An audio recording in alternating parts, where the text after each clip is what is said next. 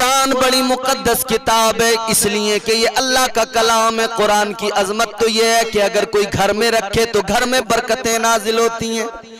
अगर कोई कुरान को सीने से लगाए तो सीने में नूर उतर जाता है। अगर कोई कुरान को पढ़े तो लफ्जों में खुशबुएं बिखरने लगती हैं। अगर कोई कुरान को देखे तो आंखों का नूर बढ़ जाता है। अगर कोई कुरान को चूमे अल्लाह उस पर भी सवाब देता है। अल्लाह अल्लाह, कुरान कैसी अजमत वाली किताब है।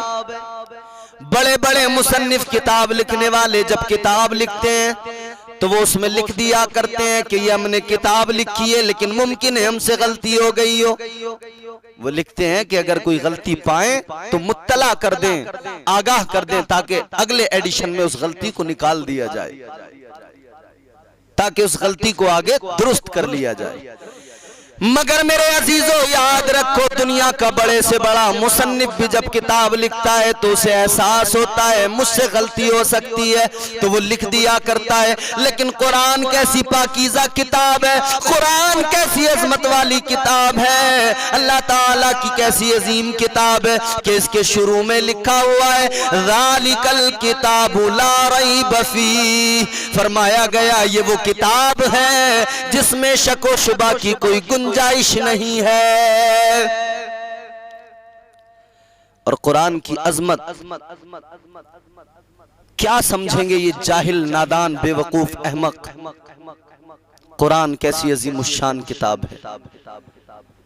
जहां कुरान पढ़ा जाए मेरे आका फरमाते हैं रब की रहमतों के फरिश्ते वहां पर उतरते हैं।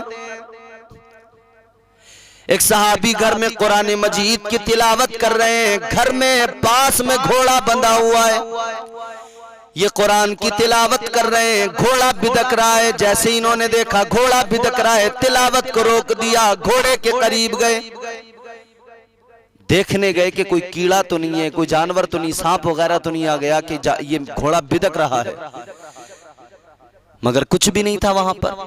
वापस आए, फिर दोबारा कुरान पढ़ने लगे।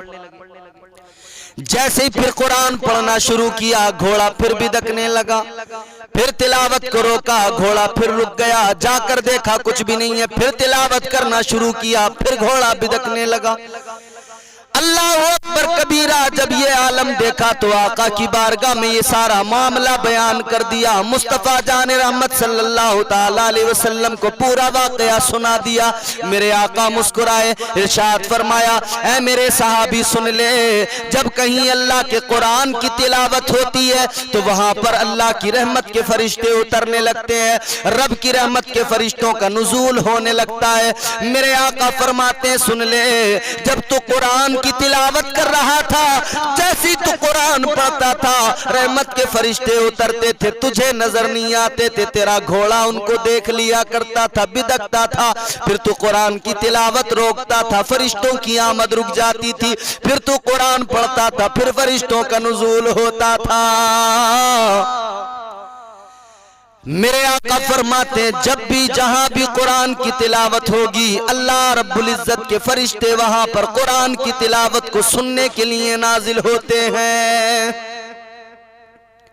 कुरान को समझो तो सही, कितने कुरान मजीद कैसी अजीम किताब। हजरत इमाम आजम अबू हनीफा के पास एक शख्स आया, उसने कहा हुजूर मैंने एक मन्नत मानी थी कि अल्लाह ताला मुझे बेटी अता फरमा दे, मैं उसकी शादी बड़ी धूमधाम से करूंगा, बहुत खर्च करूंगा, ये करूंगा वो करूंगा। मगर हुजूर बेटी अल्लाह ने अता फरमाई, जैसे जैसे बेटी जवान हुई वैसे वैसे मैं बर्बाद हो गया, मेरे पास जो भी दौलत थी वो सब खत्म हो गई, कुछ नहीं बचा मेरे पास। लेकिन मैंने मन्नत मानी थी कि मैं अपनी बेटी को बहुत सारा खजाना भी दूंगा, बहुत सारा साजो सामान भी दूंगा, मैं क्या करूं, मेरे पास तो कुछ भी नहीं है। अल्लाह अल्लाह जैसे ही उसने अर्ज किया इमाम आजम की बारगाह में कि मैं क्या करूं, मेरी मन्नत कैसे पूरी हो। इमाम आजम फरमाते सुन ले, तेरी मन्नत पूरी हो जाएगी। एक तरीका मैं तुझे बता रहा हूँ, अल्लाह अकबर कबीरा। हजरत इमाम आजम अबू हनीफा फरमाते, जा अपनी बेटी की शादियों की तैयारियां कर ले, तेरे पास देने को कुछ नहीं है, फिक्र न कर, तू अपनी बेटी को बस कुरान मजीद तोहफे में दे दे, तू कुरान दे देगा, समझ ले तेरी मन्नत पूरी हो जाएगी। इसलिए कि कुरान से बड़ी दौलत कोई नहीं है, कुरान से बड़ा खजाना कोई नहीं है।